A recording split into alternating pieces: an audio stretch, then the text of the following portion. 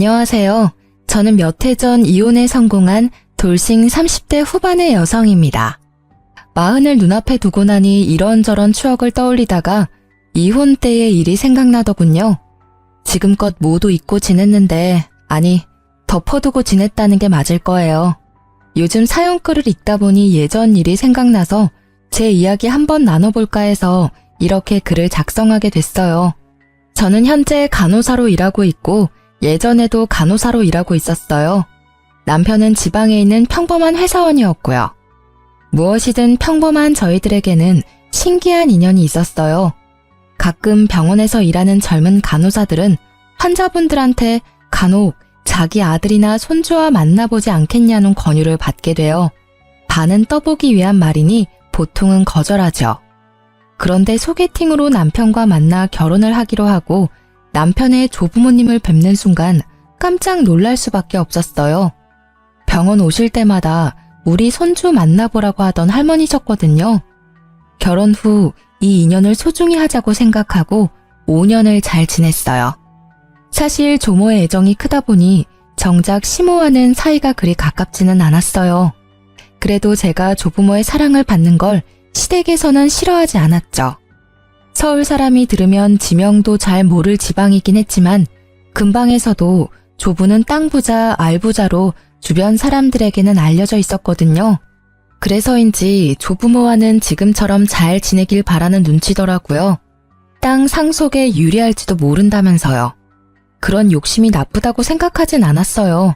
솔직히 견물생심이라고 가까이 있으니 그런 마음이 생기는 거고 세상에 욕심 없는 사람이 어디 있겠어요? 주는 거면 감사히 받고 안 주더라도 원래 제 것이 아니니 원망할 일도 없는 거죠.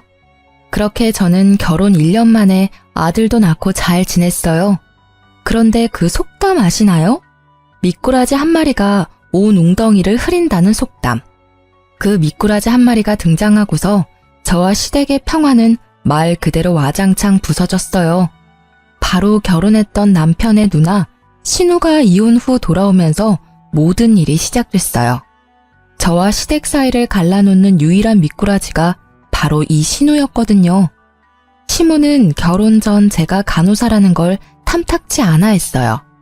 보통은 집에 의료계통 일하는 사람이 있으면 좋아하는데 유독 시모가 마음에 들어하지 않는 눈치라 왜 그런지 이유를 알아봤거든요.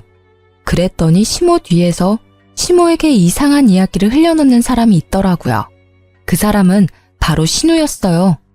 신우는 매번 올케가 바빠서 동생이 밥도 제대로 못 먹고 다닌다. 동생이 얼마나 시달렸으면 초췌하게 살이 쏙 빠졌다더라. 간호사들 원래 일 많이 해서 내조도 안 한다더라 등등 말도 안 되는 이야기를 시모에게 이야기하고 있더라고요. 그리고 결과는 시모의 잔소리로 이어졌죠. 저는 그러려니 했어요. 그냥 제가 더 잘하면 될 거라는 아니란 생각을 했던 것 같아요. 하루는 우리 애가 2살쯤 되었을 때 시모가 저와 남편을 시댁으로 부르더라고요. 그리고는 청천벽력 같은 소리를 하더라고요. 예, 오늘부터 네 누나 너희 집에서 살 거야. 그렇게 알고 준비해. 뜬금없는 통보였어요. 한 번도 이 일에 대해 이야기가 된 적이 없었거든요. 저는 당황해서 시모에게 말했어요. 어머님, 갑자기 무슨 말씀이세요? 형님이 저희 집에서 산다니. 그 말 그대로야. 너희들 집이 번화가에서도 가깝고 평수도 괜찮지 않니? 그렇기는 한데 너무 갑작스러운 이야기라서 저희도 방 하나 당장 비워야 하는데 이렇게 갑자기 이야기하시면 애가 아직 어려서 형님도 적응하기 힘드실 거고. 그래서 너는 싫다는 거니? 가족인데 그 정도도 못 해주겠다는 거야? 좋아. 며느리 네 생각은 잘 알겠다. 그러면 아들아, 네 생각은 어떠니? 너도 누나 집에 들이기 싫어? 결국 시모가 남편에게 물었고 남편은 손사래를 치며 답하더라고요. 그럴 리가 있겠어요. 누나 힘든 거 뻔히 아는데 우리가 도와줘야죠. 이 사람도 지금 육아 때문에 힘들어서 그런 것 같은데 걱정하지 마세요. 제가 육아랑 집안일 좀 더 도와주면 되죠. 말만 번지르르하게 한 남편 때문에 저는 지끈지끈 머리가 아파졌어요. 저렇게 말해놓고 한 번도 도와준 적도 없었거든요. 보지 않아도 알 수 있을 만큼 말만 뻔뻔하게 잘하는 남편 때문에 저는 속으로 한숨을 계속 쉬고 있었어요. 그래, 역시 가족은 가족이야. 며느리가 가족이 되려면 앞으로 시간이 오래 걸리겠구나. 그렇게 저를 단정 지으며 싸늘한 시선을 보내는 시모의 모습보다 뒤에서 심드렁한 표정을 짓고 있는 신우의 모습이 더 눈에 걸렸어요. 결국 어쩔 수 없이 6개월간 신우가 집을 구할 때까지만 우리 집에서 지내게 됐어요. 그런데 그때부터 계속 사건 사고들이 연달아 터지더라고요. 사람 하나가 늘어났을 뿐인데 해야 할 일들은 몇 배로 늘어났어요. 집을 어지르는 건 물론 자기 옷은 세탁도 하지 않고 밥도 챙겨 먹은 적 없이 제가 챙겨주는 밥 꼬박꼬박 받아 먹더라고요. 그뿐만이 아니에요. 제 물건과 옷을 말도 하지 않고 사용하는 바람에 저는 스트레스가 극에 달했어요. 저는 물건을 아껴 쓰는 편인데 신우는 제 것을 아무렇게나 막 쓰면서 자주 잃어버리기까지 했어요. 그렇게 잃어버린 제 물건이 손가락의 개수를 넘어갈 때쯤에는 저도 참을 수 없었어요. 그렇지만 무턱대고 뭐라 할 수 없었기에 몰래 안방에 홈캠을 달아놨어요. 제 물건은 모두 드레스룸에 넣어두기 때문에 남의 안방에 들어오지만 않으면 될 일이잖아요. 그렇게 홈캠을 달고 일주일도 지나지 않아 신우와 저는 한판 싸우게 됐어요. 저에게는 결혼 전날 조모에게 받은 물건이 있었어요. 그것도 시모 몰래 주신 중요한 물건이었거든요. 시할머니가 시집 올 때 받은 패물인데 그걸 저에게 주셨어요. 그만큼 제가 조모에게는 귀엽고 애정 있는 손부였다는 뜻이었겠죠. 그래서 저도 그걸 안방 이불장 안쪽에 몰래 넣어뒀어요. 다른 장신구들은 화장대에 있는 장신구함에 넣어뒀으니 설마 도둑이 들더라도 이런 곳까지는 뒤지지 않을 거라 생각해서 숨겨둔 아주 중요한 물건이었어요. 그런데 그게 사라졌더라고요. 저는 너무 놀라 홈캠을 돌려봤어요. 제가 출근한 다음에 신우가 들어와 옷장을 뒤졌더라고요. 마치 도둑처럼 말이죠. 저는 그걸 확인하고는 당장 신우를 찾았어요. 신우는 시댁에 갔다고 하더라고요. 저는 신우가 올 때까지 기다리지 않고 시댁으로 찾아갔어요. 솔직히 말해서 시모에게 신우의 행동을 알려주고 싶다는 생각도 있었어요. 그래서 빨리 신우를 내보내고 싶었거든요. 시댁에 갔더니 신우가 거실에 있더라고요. 형님, 저랑 이야기 좀 해요. 무슨 이야기? 나는 할 말 없는데? 저는 할 이야기가 많아요. 이때까지 제 옷이며 가방 없어질 때도 참았거든요. 그런데 이건 좀 아니죠. 어떻게 도둑처럼 장 안을 뒤져서 물건을 가져갈 수 있어요? 도둑? 옳게. 무슨 말을 그렇게 해? 내가 자기 물건 좀 썼다고 해서 그런 식으로 말하는 게 말이나 돼? 옳게 내 집에 얹혀 산다고 나 지금 꼽주는 거니? 어이가 없어서? 그냥 내가 꼴 보기 싫으면 꼴 보기 싫다고 말해. 시댁이라서 말 못하니? 물건을 좀 쓰신 게 아니죠. 가져가면 다시 돌아오질 않잖아요. 게다가 이번에 가져가신 물건은 명백하게 장을 뒤져서 가져가신 거예요. 아니, 어떻게 집주인이 감춰둔 물건을 뒤져서 가져가실 수가 있어요? 결국 제 입에서 큰 소리가 터져나오고 안쪽에서 난리가 났더라고요. 방에서 나오는 시모의 얼굴 뒤로 조모의 얼굴도 보였어요. 저는 아차 싶었어요. 이런 모습을 보여드리고 싶지 않았으니까요. 게다가 조모에게 받은 걸 잃어버렸으니 제 표정을 본 건지 신우의 얼굴이 당당해지더니 그 피해자처럼 굴더라고요. 엄마, 올케가 나 도둑으로 몰았어. 아니, 같이 사니까 옷이 섞이거나 물건이 섞이는 건 어쩔 수 없는 거 아니야? 그걸 보고 이렇게 시댁까지 와서 큰 소리치고 올케는 도대체 뭐 하는 사람이야? 올케야말로 무고한 사람을 범죄자로 몰잖아. 내가 그렇게 싫었어? 나도 그렇게 오랫동안 올케네 집에 있을 생각 없었어. 상황이 안 돼서 좀 길게 있는 것뿐인데 왜 매번 이렇게 나를 도둑 취급하는 건데? 증거도 없이 날 의심하고. 아무리 봐도 올케는 날 그냥 싫어하는 것뿐이잖아. 도대체 뭘 잃어버렸길래 나한테 와서 이러는 거야? 뭘 잃어버렸냐는 말에 할 말이 많았던 제 입이 꾹 닫혔어요. 그리고 저도 모르게 시할머니 눈치를 보게 되더라고요. 시모 모르게 준 물건이라 그 이야기를 꺼내는 게 너무 조심스러웠거든요. 거 봐. 뭘 잃어버렸는지도 모르면서 나를 도둑 취급하고. 그래, 너 뭘 잃어버렸길래 이 난리야. 별거 아닌 거 잃어버린 거면 그냥 네가 참고 넘어가. 네 신우가 일부러 그랬겠어? 그건 금으로 된 십자가 목걸이하고 귀걸이에요. 요즘 건 아니고 좀 오래된 장식이긴 한데 그건 정말 소중한 거라서. 아니, 넌 꼴랑 목걸이 하나 때문에 이 난리를 피운 거야? 차라리 내가 돈으로 주마. 그 정도로 이 소란을 떠는 거야?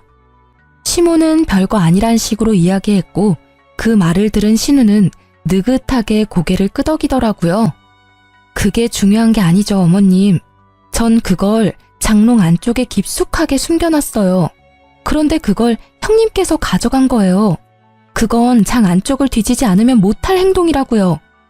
아니, 보자 하니까 내가 그랬다는 증거 있어? 증거도 없으면서 사람 범인 취급하면 안 되지. 저는 결국 폰을 열어 홈캠에 저장된 영상을 보여줬어요.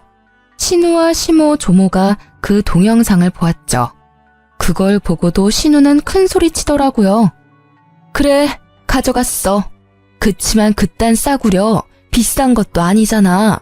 같이 살면 빌려줄 수도 있는 거고. 솔직히 뒤져서 가져갔든 우연찮게 가져갔든 가족인데 이렇게 의심해서 홈캠까지 설치하고. 진짜 치졸하다. 어떻게 이렇게 사람을 함정에 빠지게 만들어?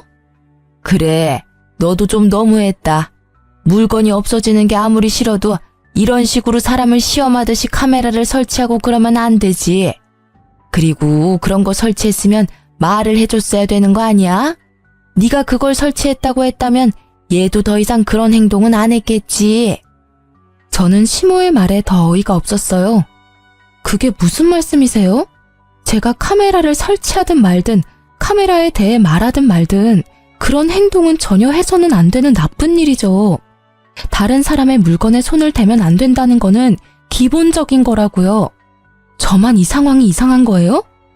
정말 이상했어요. 시모도 신우도 그걸 전혀 이상하다고 생각하지 않는다는 것이요. 그렇지만 그곳에는 조모도 같이 계셨잖아요. 결국 조용하게 듣고만 있던 시할머니가 신우에게 말했어요.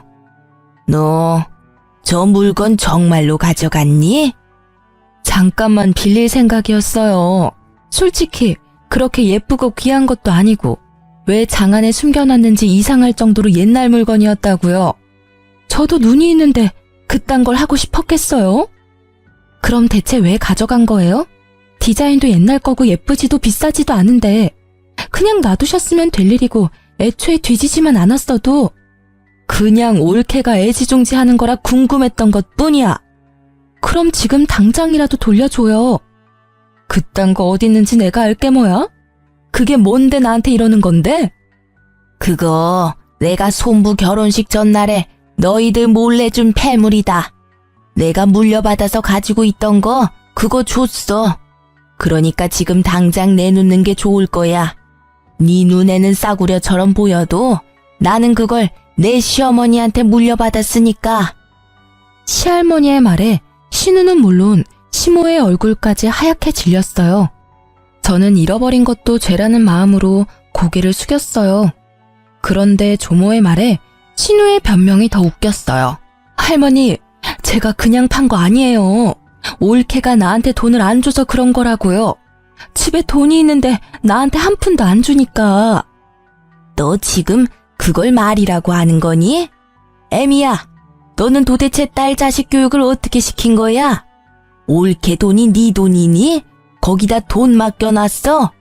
지금 그 집에 식충이처럼 들어가 살면서 숙박비 한 푼도 안 주는 네가 돈을 왜 요구해? 조모의 호통에 시모의 어깨가 더 쪼그라들었죠.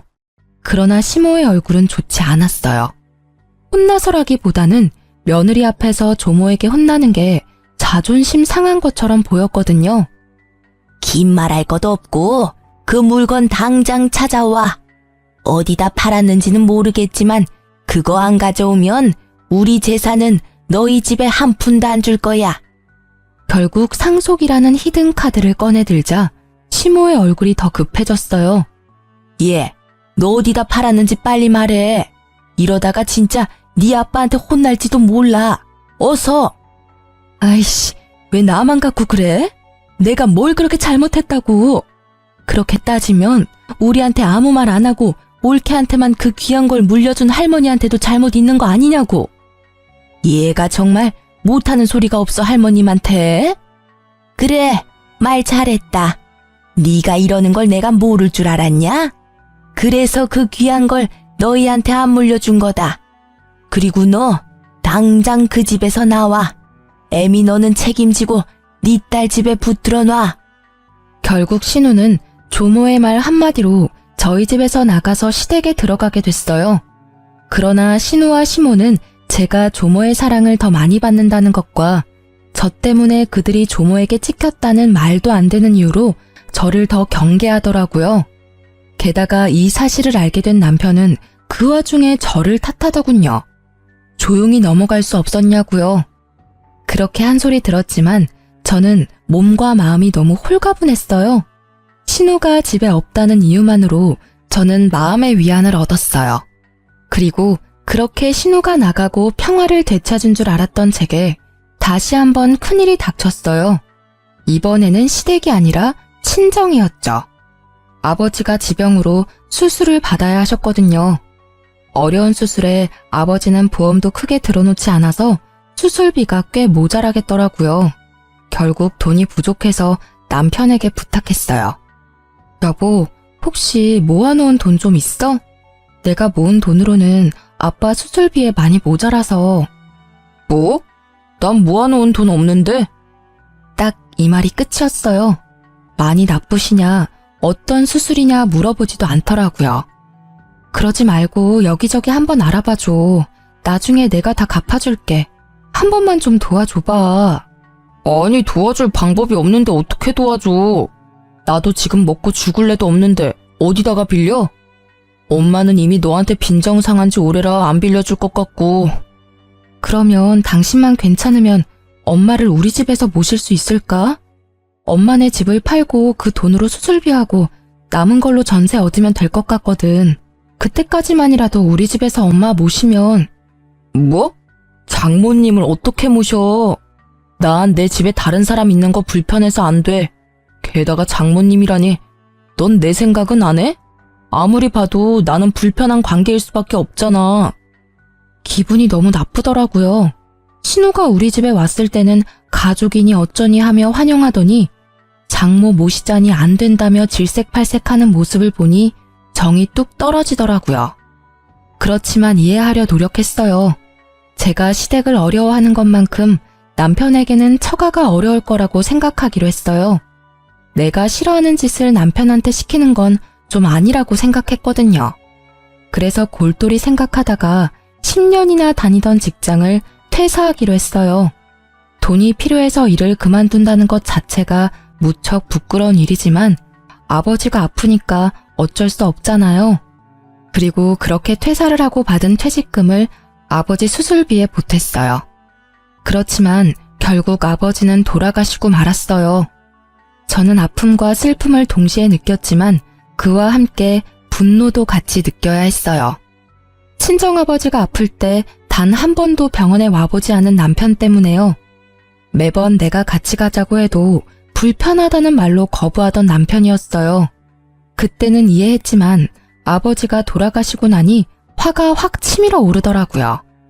그렇지만 참았어요. 아버지 상중이었잖아요. 그렇게 돌아가신 아버지의 입원비도 제 퇴직금으로 지급하고 나니 남는 돈은 그다지 없더라고요. 그렇지만 아버지가 사망보험금은 많이 들어뒀더라고요. 어머니가 그걸로 제가 쓴 퇴직금만큼의 비용을 돌려줬어요. 그리고 나머지 보험금의 절반을 뚝 떼서 저에게 더 얹어줬죠. 힘들 때 믿을 건 딸뿐이라고 이야기하면서요. 그 사망보험금을 받으면서도 얼마나 마음이 아프던지. 이걸 쓰는 일은 없을 거라는 생각으로 집으로 돌아오고 며칠이 지나서 남편이 저를 붙잡고 할 이야기가 있다고 하더라고요. 저기 당신한테 상의할 일이 있는데 우리 집을 좀 팔아야 할 것 같은데. 뭐? 갑자기 그게 무슨 소리야? 집을 팔자니. 당신 나 몰래 대출 받았어? 아니면 도박? 아님 사고라도 쳤어? 아니야. 날 뭘로 보고 그런 소리를 해? 그건 아니고 내가 돈이 좀 필요한데 지금 당장 돈이 없으니까 집을 팔자는 거지. 그 돈은 반으로 나눠 갖고. 아니 그러니까 이유가 뭔데? 돈을 어디에 쓸지 알아야 팔지 말지 답을 할 거 아니야. 그만큼 중요한 일이면 내가 알아야 되지 않겠어? 사실은 누나가 본가에서 나오고 싶어 하는데 돈이 없잖아. 그래서 나더러 좀 빌려달래. 물론 공짜로 빌려주는 건 아니고 이자 빵빵하게 쳐서 돌려준다는데 솔직히 나쁘지는 않잖아. 우리야 집 팔고 합가하면 돈 나갈 것 없고 나중에 그 돈 다 이자 붙어서 돌아오면 그게 투자지. 저는 남편의 말에 화가 머리 끝까지 났어요. 본가에서 나오고 싶다는 신우의 말에 여기까지 휘둘리는 남편의 모습을 보고 어이가 없었어요. 미쳤어? 형님이 독립을 하고 싶으면 형님이 돈을 벌어서 나가면 될 일이지. 왜 네가 돈을 줘? 그리고 이자를 빵빵하게 쳐서 돌려줘? 그 말을 믿어? 당신 아직도 몰라 당신 누님을? 우리 돈 가져가면 안 갚을 게 뻔하잖아.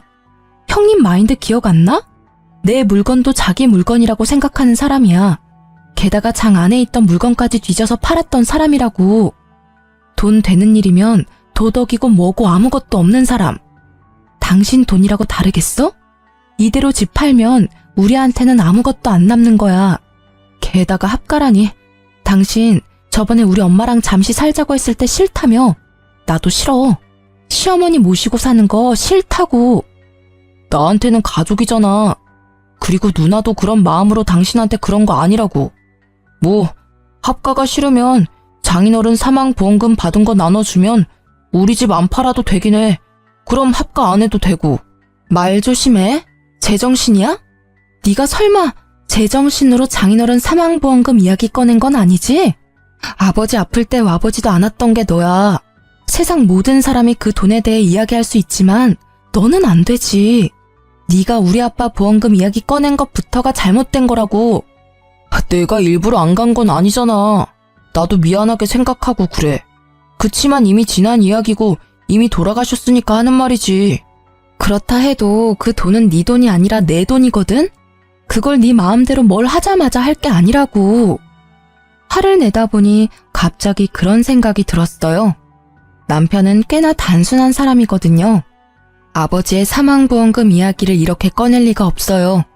만약 이걸 원했으면 처음부터 그 보험금 이야기부터 했겠죠. 대화의 처음은 보험금이 아니라 신우의 독립자금이었으니까 그때 생각이 났어요. 합가는 밑밥으로 뿌리고 원래 원했던 게 보험금이라면 이걸 계획한 사람은 신우일 것이라는 확신이 생겼어요. 설마 형님이 당신한테 시켰어? 우리 아버지 사망보험금 가져오라고? 아니야. 우리 누나가 왜 그런 소리를 해? 넌 진짜 가족애를 몰라. 사람이 덜 됐다고. 누나를 왜 그런 식으로 몰아가는 건데? 그리고 장인 어른은 돌아가셨지만 누나는 살아있잖아. 남편의 그 마지막 말에 있던 미운 정도 뚝 떨어진 저는 시댁에 가서 단판을 짓기로 했어요. 그런데 그곳에도 제 편은 없더라고요. 형님이 이 사람한테 저희 아버지 사망보험금 가지고 오라고 시켰어요? 그게 무슨 말이야. 생사람 잡지 마. 나 그런 소리 한 적 없어. 올케도 진짜 너무하네. 아니 시부모님 모시기 싫으면 싫다고 하면 될 일이지. 왜 여기까지 와서 나한테 딴지 거는 건데? 그걸 몰라서 물으세요. 솔직하게 말해서 이 사람 우리 아버지 사망보험금 있다는 거 알았어도 그다지 신경 안 쓰고 있었거든요. 그런데 그걸 누나 집 사는데 사용하자고 하니까 이상하잖아요. 이때까지 신경도 안 쓰던 돈을 갑자기 지금 이야기할 이유가 없으니까요. 예, 너 아무리 신우가 편해도 이렇게 갑자기 와서 이러는 건 예의가 아니라는 생각 안 하니? 무슨 애가 예의도 모르고 갑자기 찾아와서 이런 짓을 해? 그리고 합가 이야기 나도 들었지만 네가 이런 식이라면 내가 더 싫다 얘. 사람을 무슨 보험금 노리는 나쁜 사람들로 몰아? 그냥 시부모 모시기 싫으면 싫다고 말을 하면 되지. 이런 식으로 구는 건 너무하다는 생각 안 하니? 이 일을 일으킨 신우에 대한 잘못을 이야기하는 사람은 아무도 없고 이곳까지 와서 신우에게 따진 저를 시부모 모시기 싫은 며느리로 몰아가더라고요. 결국 저는 참을 수가 없었어요. 알았어요. 저도 이런 일로 이렇게 부딪히는 거 더 이상 피곤해서 안 하려고요. 당신, 우리 이혼해.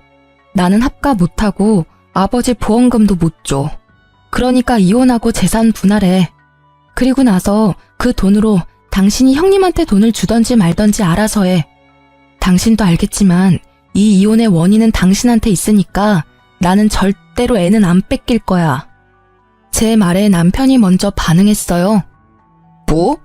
이혼하자고 하면 내가 무서워할 줄 알았어? 해! 내가 왜 못해? 어차피 이혼하면 나보다 당신이 더 힘든 거 알지? 한 입으로 두 말하지 말라고. 나중에 나한테 돈이 없으니 빌려달라니 뭐 그딴 말은 하지 말라고. 애는 안중에도 없고 그저 돈. 이 사람이 내가 결혼한 그 남자가 맞나 싶더라고요. 그래, 둘이 헤어지면 되겠네. 여자가 이혼하고 나면 얼마나 웃긴 꼴을 당하는지 모르지? 다른 사람들한테 욕 얻어먹는 건 너야. 시어른 모시기 싫어서 이혼한다는 며느리. 잘 됐지. 알아서 나가준다니. 시어른 모시고 못 모시고가 중요한 게 아니거든요. 장인 사망보험금을 자기 누나 집 사는데 보태겠다는 남편과 시댁이 어이없어서 이혼하는 거예요. 어떻게 남의 아버지 사망보험금을 넘봐요? 여기 있는 사람들 중에 우리 아버지 아플 때 병문안 온 사람이 한 사람이라도 있긴 해요. 진짜 뻔뻔하고 부끄러움을 모르는 사람들이 누군데? 저는 빽 고함을 질러주고는 뒤도 보지 않고 집에 와서 아이와 제 짐을 싸서 집을 나갔어요. 이혼할 때까지 얼굴도 마주하고 싶지 않았거든요. 물론 이혼 서류도 바로 작성해서 보내기로 결정했죠. 그렇게 나오니 화는 여전했지만 그래도 조금은 속이 편했어요. 그 인간들 얼굴 안 봐도 되니까요. 이혼 과정도 순탄치만은 않았어요. 소송 중에 남편은 저를 가족에 충실하지 않은 아내로 몰아가더라고요. 그래서 저는 신우와 남편, 시모의 괴롭힘을 이혼 사유로 밀고 나가기로 했어요. 이때만 해도 남편의 조부모님은 우리의 이혼 소송을 알지 못하는 상황이었어요. 안 봐도 눈에 훤했죠. 제가 조모에게 관심 받는 걸 아는 시모가 어떻게든 그걸 숨긴 거겠죠. 아마 결과가 자기들한테 좋게 나오면 이야기하려 했을 거예요. 그렇지만 그렇게 되기 전에 조부모님과 저는 우연한 기회로 다시 만나게 됐어요. 바로 저의 새로운 직장에서요. 제가 퇴직하고 직장 자리를 알아보던 중에 요양병원을 소개받아 일자리를 옮기게 됐거든요. 그런데 그곳에 조모와 조부가 찾아오셨더라고요.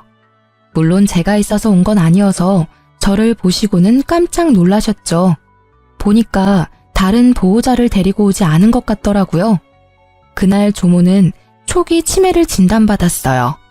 조부는 제가 이 병원에 있는 걸 보더니 조모를 이곳에서 케어하길 바라더라고요. 아무래도 최근 노환으로 거동도 많이 불편해지는 바람에 집에서 돌보실 수 없는 상황이 된 것 같았어요. 그래서 저는 여기 모시면 제가 최대한 손 닿는 데까지는 잘 보살펴 드리겠다고 했죠. 조부는 그걸 고마워하고 입원 수소까지 마쳤어요. 그렇게 조모가 입원하고 한 달이 되고 결국 조부를 제외한 어느 누구도 병원을 찾지 않더라고요. 그런데 딱 한 달이 되는 날에 병원으로 가족들이 우르르 찾아왔더라고요. 물론 그 중에는 이혼 소송 중인 남편도 있었죠. 그 사람은 퇴근길에 제게 전화해 잠시 만나자고 하더라고요. 무슨 일이야? 바쁘니까 빨리 끝내줄래? 많이 바빠? 그럼 내가 당신 집으로 가서 이야기해도 될까? 지금은 어디 살고 있어? 혼자서는 많이 힘들지? 갑자기 내 생각해주는 척 말하는 남편이 굉장히 수상해 보였어요. 애가 혼자 기다려서 그런 거니까 빨리 용건만 말해. 당신 혹시 집으로 다시 돌아올 생각 없어?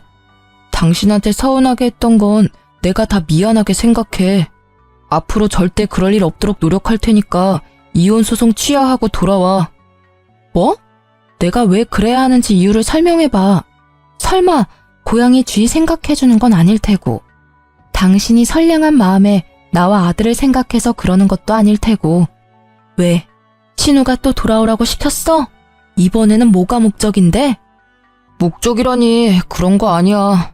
그냥 당신이 그 병원에 있는 걸 보니까 당신하고 나한테 모두 도움이 될 일이라고 생각해서 이런 제안을 하는 거지. 절대로 다른 뜻은 없어. 그래서 뭐가 우리 둘한테 도움이 되는 일인데. 잘 들어봐.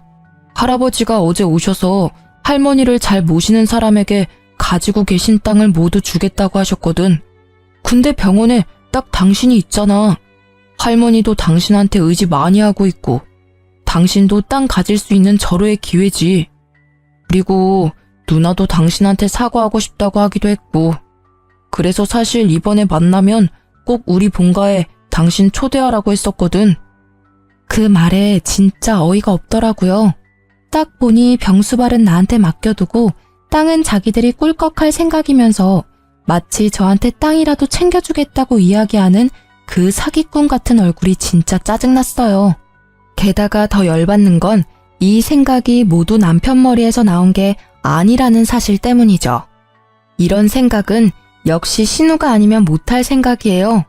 남편은 굉장히 단순하거든요. 하도 간곡히 부탁하는 남편 때문에 시댁에 한번 방문했죠. 옳게 왔어? 자, 앉아. 우리 할 이야기 있지?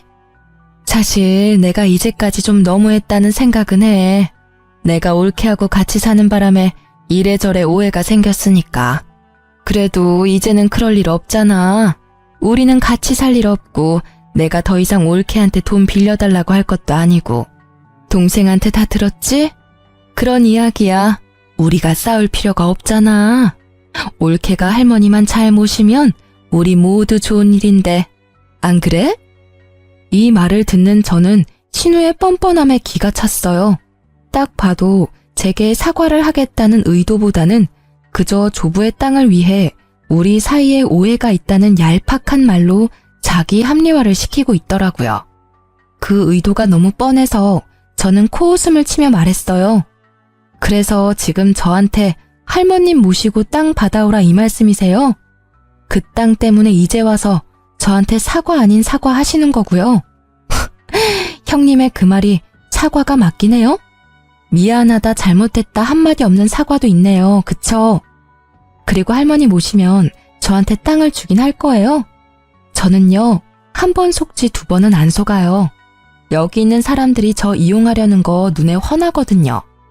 차라리 깨끗하게 이혼하고 여기서 빠질게요. 잘 됐네. 우리도 올케 입장 확인했으니까 됐어. 올케가 지금 어정쩡한 상황이라 우리도 곤란했거든. 땅 욕심 없으니까 경쟁에는 안 끼일 테니까 하루라도 빨리 이혼해. 그럼 이제 우리 집에서 나가줄래? 제가 하지 않겠다고 말하니 아주 빠르게 제 집에서 나가라며 사람을 잡상인 취급하는 신우를 보며 저는 고개를 저으며 밖으로 나왔어요. 이 사람들은 그저 혹시라도 저한테 땅이 돌아갈까봐 걱정하며 제 생각을 확인하려던 거였더라고요. 그리고 그렇게 이혼 소송은 굉장히 빠르게 진행됐어요. 오래 걸릴 거라고 생각했는데 신우가 저와 남편이 연결되어 있으면 땅이 혹시라도 저한테 올지도 모른다는 생각이었던 것 같아요. 그래서 소송은 제가 원하던 대로 마무리가 잘 됐어요. 저는 재산 분할을 받았고 아버지의 사망보험금 받은 걸로 새로운 집을 얻었죠. 그런데 얼마 지나지 않아 그 사람들이 그렇게 걱정하던 일이 제게 벌어졌어요. 조부가 저를 댁으로 부르더라고요. 저는 조부가 증손을 보고 싶어 한다고 생각해서 아들을 데리고 갔는데 거기에는 이미 성객들이 있더라고요. 시부모와 신우, 전남편까지요. 내가 오늘 이야기를 들었는데 너희들 이혼했다는데 그게 맞냐? 네, 할아버지. 저희 이혼하고 이제 남입니다. 그런데 이 사람은 왜 부르셨어요? 그래, 그게 사실이었구나. 그렇다면 내가 가진 땅 하나를 손부에게 줄 생각인데. 할아버지, 말씀은 똑바로 하셔야죠. 손부라니, 여기 손부가 어디 있어요? 쟤는 남남이라고요.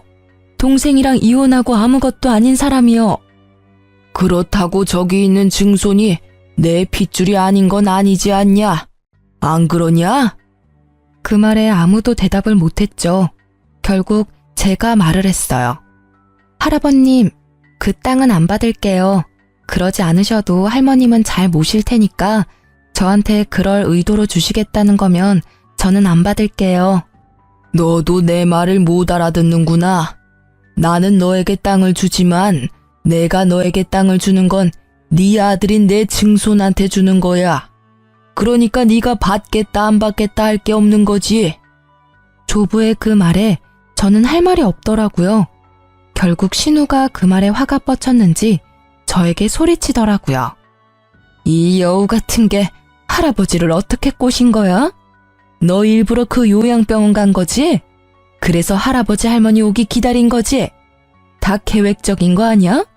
설마 이런 걸 예상하고 친권 받아간 거니? 저는 이 상황이 그냥 웃겼어요. 조부가 주겠다는 땅은 아주 작은 평수의 노른자 땅도 아니었어요.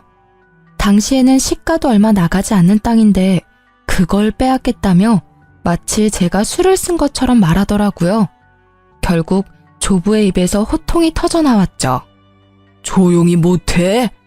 이 집구석을 이렇게 엉망으로 만든 게 누군지 내가 몰라서 잠자코 있는 줄 알아? 어디서 네 할머니 열심히 보살피는 손부한테 그런 막말을 짓거리는 거야? 네 할머니 입원하고 병원 찾아간 사람이 여기 누가 있냐? 병원 한 번을 안 온 것들이 땅 이야기에 벌떼같이 달려드는 걸 보니 속이 타. 할아버지, 오해하고 있으신 거예요. 저희도 찾아갔는데 할아버지가 모르시는... 거짓말 좀 작작해라. 내가 바본 줄 알아? 너희 할머니가 치매라서 완전히 간 줄 알지? 아직 초기라서 멀쩡할 때가 더 많아. 너희들 하는 걸 보니 나 아플 때 병원 들어가면 너희들이 어떻게 할지 눈에 뻔히 보여. 내가 손부에게 땅을 준 건 너희들에게 보내는 경고야. 이번에 새로 유언장을 작성했고 거기에는 내가 죽을 때까지 나를 가장 잘 돌본 사람에게 내 전 재산을 물려주기로 했다. 그러니 그렇게 알고 있어. 조부의 말에 그 자리는 정적으로 가득 찼어요. 저를 탓하는 게 중요하지 않다는 걸 이제야 깨달은 가족들은 서로 눈만 굴리며 어떻게 해야 그 땅을 받을 수 있을지 생각하고 있는 것 같더라고요. 결국 그날 이후로 시댁 식구들은 제게 연락을 안 했어요. 그렇지만 전 남편은 제가 조모와 조부를 잘 모실 수 있다 생각한 건지 매번 연락해왔어요. 다시 한번 잘 생각해봐. 우리가 다시 합치면 할아버지 땅 고스란히 우리한테 들어올 거라니깐. 이것도 형님이 시켰어? 참 당신도 변함없다. 나는요, 장인어른 아플 때 코빼기도 보이지 않은 너 같은 인간하고 같이 사는 건 지옥이라고 생각하거든요. 그러니까 여기서 시간 낭비하지 말고 다른 여자 찾는 게 더 빠를 거야. 결국 그 뒤로 남편은 연락을 뚝 끊었어요.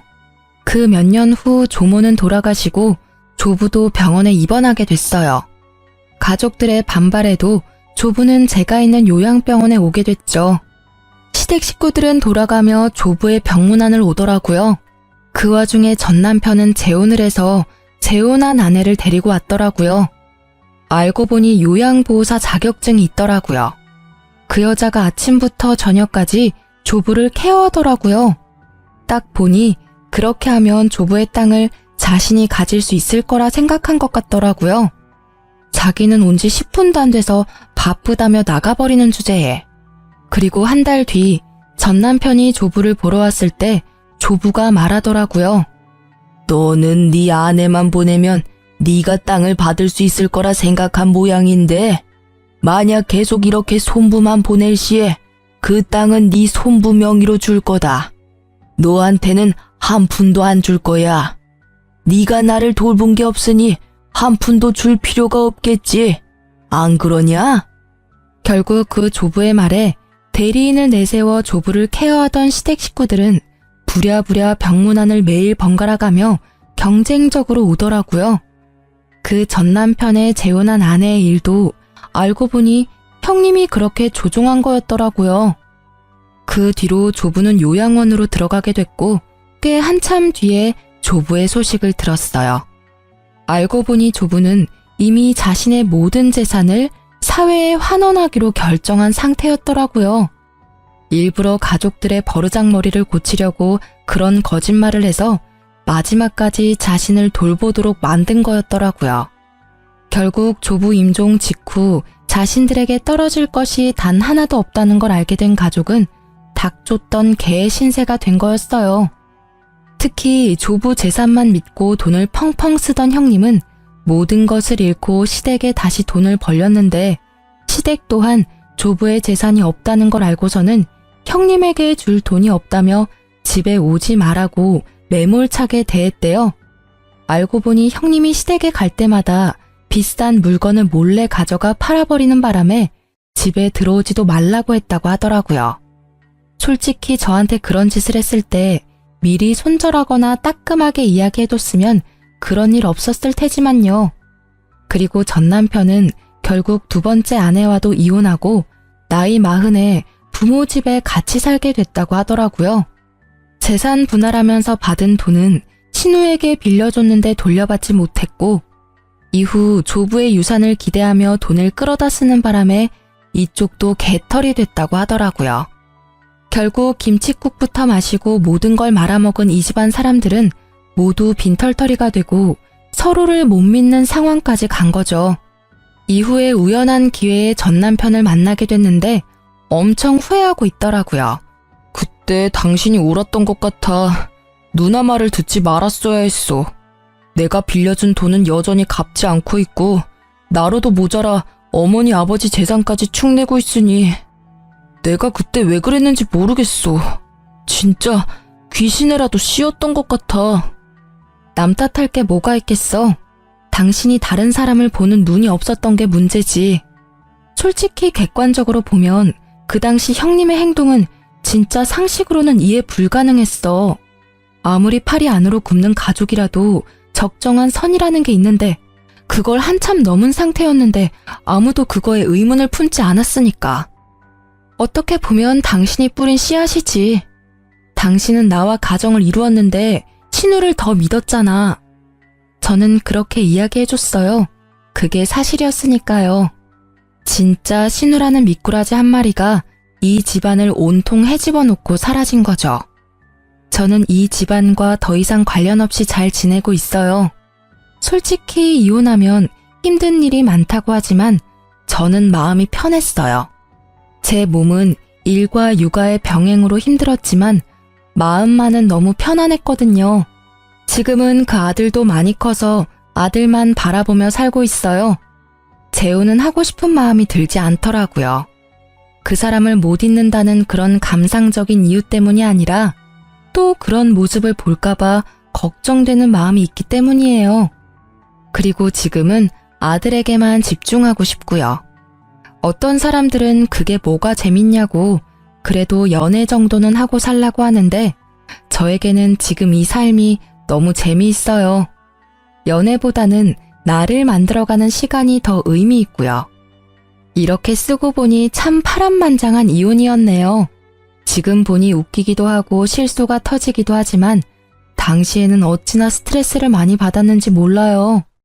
혹시라도 이혼 위기에서 힘들어하는 분들이 보신다면 시간이 지나고 나면 이 모든 일들도 그저 하나의 사건에 지나지 않게 된다는 걸 알게 되실 거예요. 아픔은 아픔으로만 남지는 않더라고요. 두려움보다는 용기가 더 필요할 때도 있는 법이고요. 이렇게 길고 두서없는 글을 읽어주셔서 너무 감사해요.